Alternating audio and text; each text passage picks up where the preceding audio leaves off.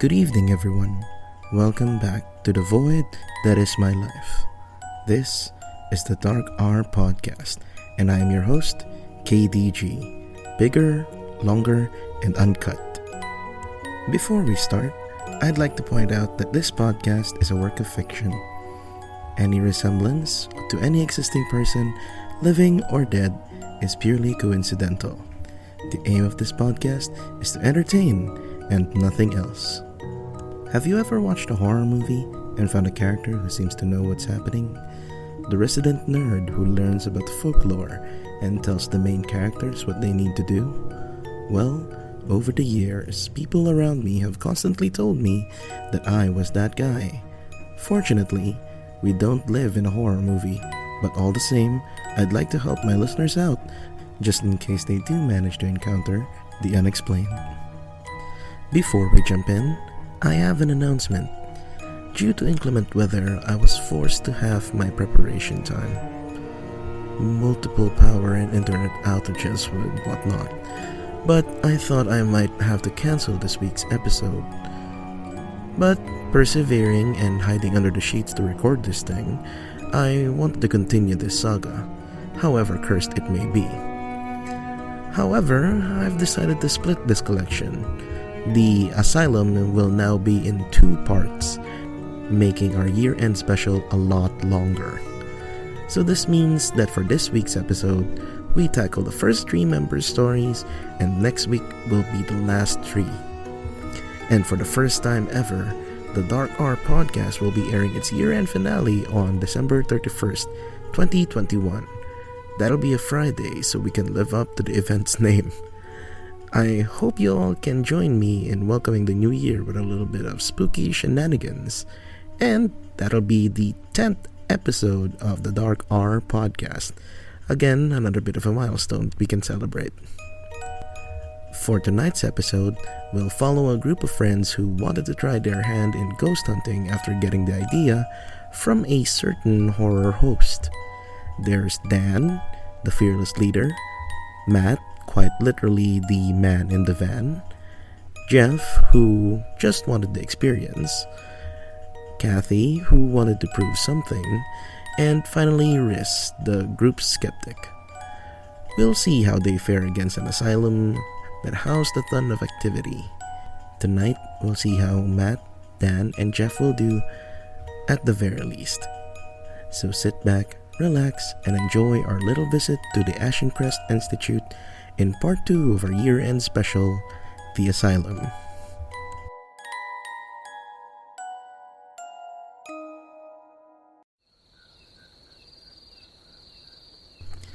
As the large institute loomed over them, the young paranormal investigators felt a collective chill down their spines. Ashencrest Institute was once a sought-after hospital known for their advanced method in treating the criminally insane. However, in the early 90s, multiple former employees could not hold their silence as to what goes on behind its walls. The asylum was foreclosed by the turn of the millennium and has stayed that way until now. Situated at the outskirts of the city, it was dead silent by the time they arrived, just a few minutes before dusk. No taxi would take them near the place, so they had to bring their own car along with their own driver, Matt. Exhausted from the long drive, he decided to stay inside the car while the rest of the team set up inside. They were only allowed until midnight in the building, so they had to split up into their own area to investigate.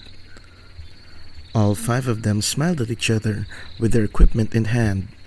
Then, with a final wave to the dozing Matt, each of them went their separate ways inside the building. Dan opted to go to the treatment room of the ground floor to catch some sound files that may contain voices from beyond. Jeff decided to explore the dorm rooms just the floor above.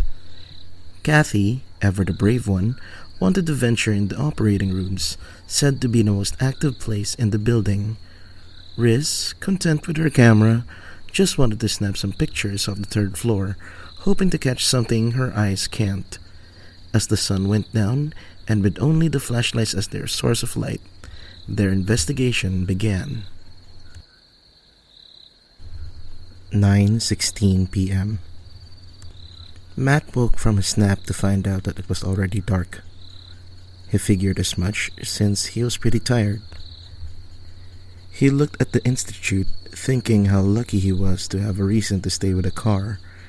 Air conditioning, leather seats, built-in monitors that doubles as his rear-view camera. He created this little bubble of safety away from the creepiness of it all. At least with the cameras, he wouldn't fall victim to the old "don't look at the back seat" cliché from the horror movies. Feeling a bit hungry, he decided to have a little snack, which is again in the car.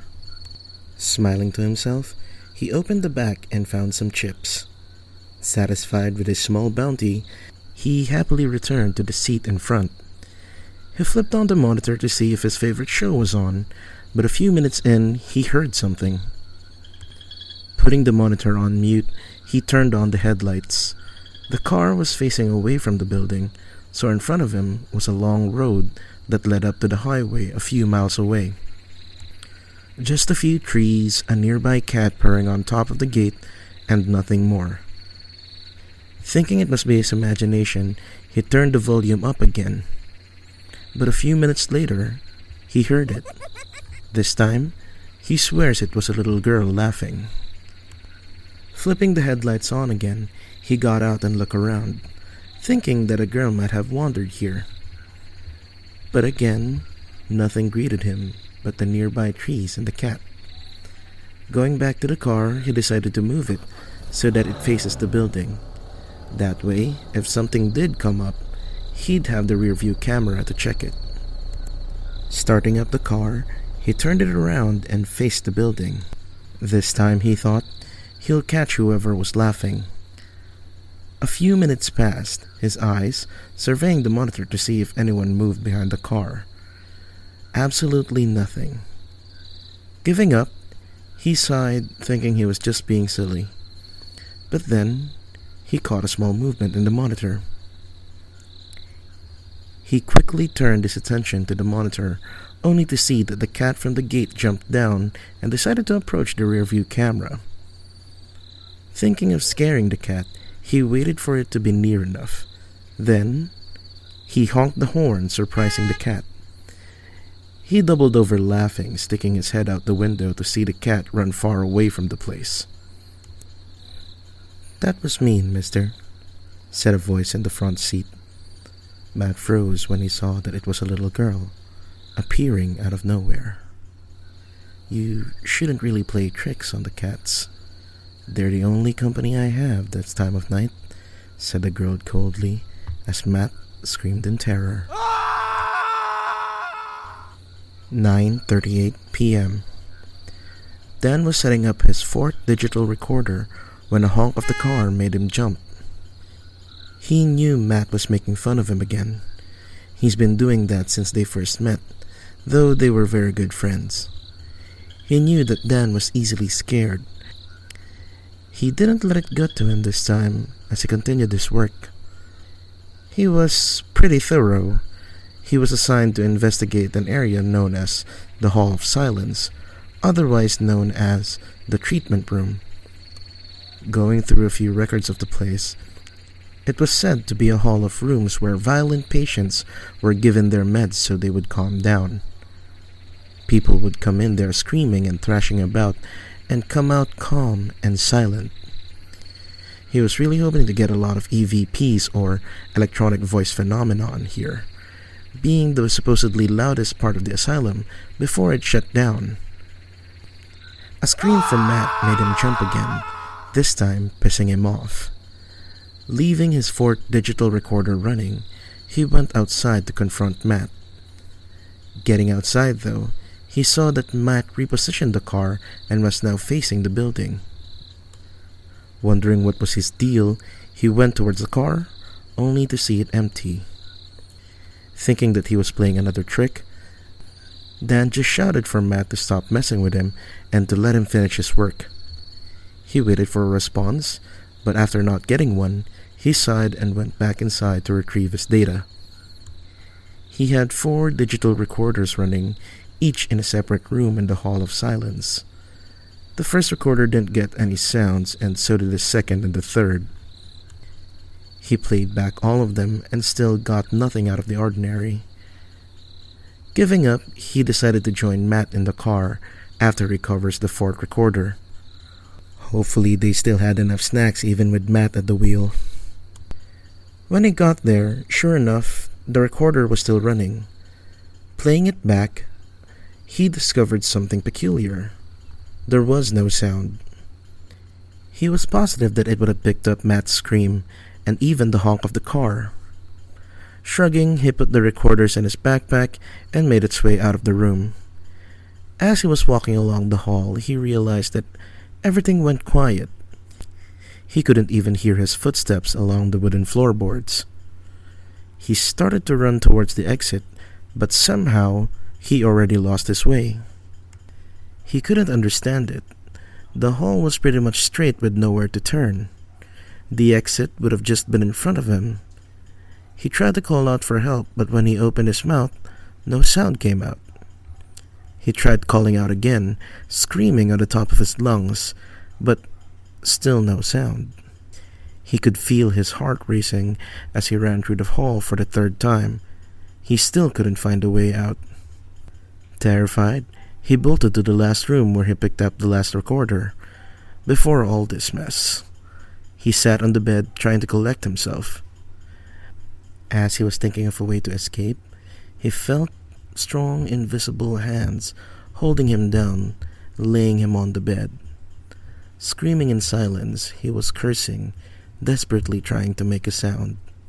The strong hands holding him in place was too strong, and as he tried as he might, he couldn't escape them. Then he felt the prick of a needle burying itself on his arm.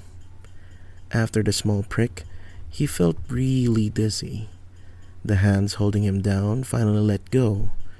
He tried to sit up and look around, trying to see who pricked him on the arm, but saw that he was alone in the room. He felt his head getting heavier, but then he could hear footsteps from inside the room. Again, looking around, relieved to hear again, he thought that Matt or Jeff heard him screaming. But again, he was alone in the room. Out of nowhere, he heard the footsteps, but this time, it stopped right in front of him.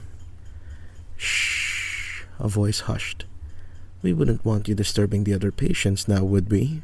he heard the voice say before he passed out.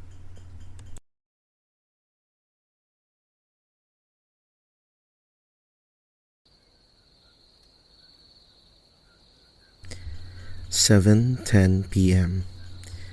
From the 3rd floor, Jeff had the dorms, and he had to get footage of any activity that might plague it. It was pretty easy. Set up the camera, stay in one spot, and wait for something to happen. It's been an hour since he set up the camera, and frankly, it was getting boring. He went along with his ghost hunt and the hopes of experiencing a haunting, but all he had for the past hour is a bad case of mosquito bites. All alone in a room filled with beds, the boredom crept along his body, urging him to lay in one of them. He figured no one would really mind, but within a few minutes, he was already asleep. 8:49 p.m. Jeff woke up from his dreamless sleep. Looking around, he checked his equipment, and sure enough, everything was still up and running. He was definitely hungry, so he planned on getting back to the car, and hopefully again Matt didn't get all of his chips. He was saving it for dinner later. But as he was getting ready to leave his post, he realized that he needed to pass by Dan to get to the car. He'll never really hear the end of it if Dan finds out he left his post. So Jeff sat back and fought the urge to eat. A few minutes later, it was time to change the tapes for the camera. Before popping the tape out, he decided to watch what he missed while he was still asleep. At first, it was all hazy, but then the lens focused to reveal his sleeping form on the bed. To his horror, he saw that the whole time he was asleep, an ominous shadow kept walking around the bed where he lay. The figure seemed to stop for a while and looked directly at the camera. The figure slowly pushed its face into view until the entire frame was just his cold, dead eyes. A few seconds later, the video was cut. The tape ran out. Jeff looked around to check if whatever it was that stood in front of the camera was still around. He sat on one of the beds and tried to review the footage one more time. While he was fiddling about with the camera, he felt a strong tug at both his legs. As he looked down, he saw two strong hands gripping him by the ankles. He tried to kick away, of course, but the hands had a death grip. The pressure started rising as the hands started to pull his feet underneath the bed. He tried to pry the hands loose, but it still wouldn't budge. He was on his knees now, slowly being pulled beneath the bed. He was clawing at the floor, trying to get any kind of traction on the smooth, albeit dirty tiles. The hands continued to pull, and right before his head cleared the railings of the bed, he took a look at what was pulling him beneath. What stared back were the cold, dead eyes, the very same ones that he saw on camera.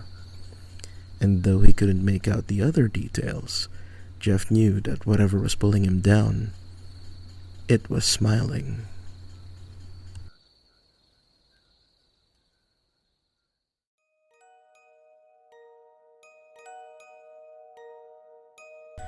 That was the first part of The Asylum.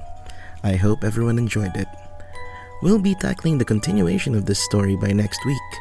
It's going to be one hell of a ride before the year ends, so I hope you can all join me as we listen in on my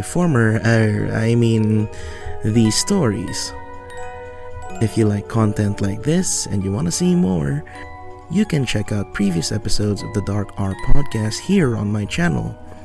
I also made a playlist for it to make it easy for everyone. You can also listen to the Dark R podcast on Spotify and all other podcast playing services. I hope you guys are staying safe out there. And again, this has been the Dark R podcast, and I am your host, KDG, saying good fright and good night.